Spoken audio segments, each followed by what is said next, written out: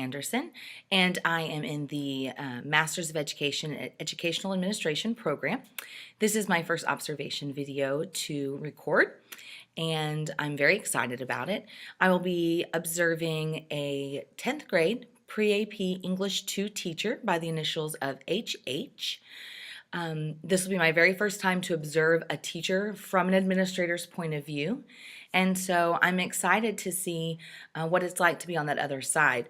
Of course, as teachers, we feel that pressure all the time when an administrator walks in and has a seat and begins taking notes over something that we don't even know what they're taking notes over. So I'm very excited about that. I did spend a little bit of time with my own campus mentor just finding out information about what administrators are looking for when they come in during an observation. So we talked about that, took a look at our actual campus observation worksheet in which our administrators use when they come in for an actual observation. So I'll be looking for some very specific things.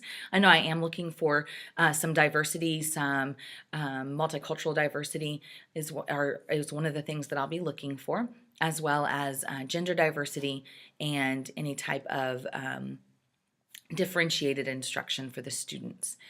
I do know today is our homecoming, and so I know as an administrator I'm going to have to walk in keeping that in mind for my teacher, that the students will probably be very, very excited, very fired up.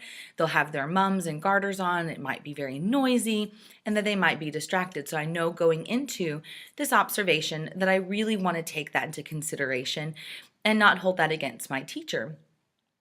I'm excited to observe this teacher. She is an incredibly skilled English teacher. I've had the privilege of working with her on my own team for several years. She's been at our school for several years.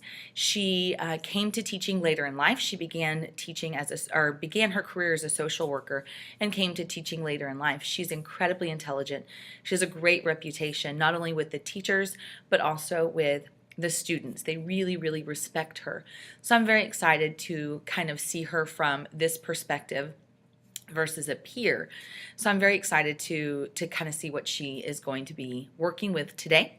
I do know she is working out of our Springboard curriculum book.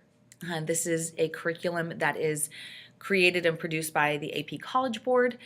And I actually use this curriculum in my classroom as well, but for a different level of English. And so I'm fairly familiar with how this curriculum is going to work. And I think as an administrator that would be important before I go into a classroom, is truly understanding what type of curriculum my teachers are working with, especially if there's something that's going to happen like a Think, Pair, Share. That's a specific learning opportunity that Springboard promotes. Same thing with Soapstone. Soapstone is an analysis type thinking process that our English Springboard curriculum uses. So I think it's important to kind of understand that curriculum a little bit before I actually go in and observe her today, because if she does utilize any of those processes, I will be familiar enough to understand what she is doing.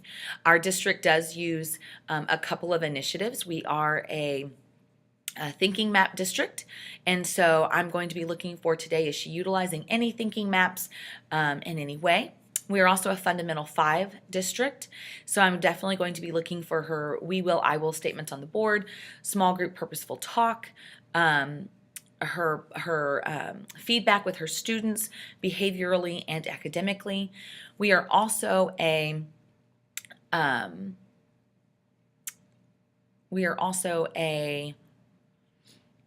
workshop district. And so I will be looking for her opening, her work period, and her closing. So these are some of the very specific things that I will be looking for when I'm observing teacher HH today.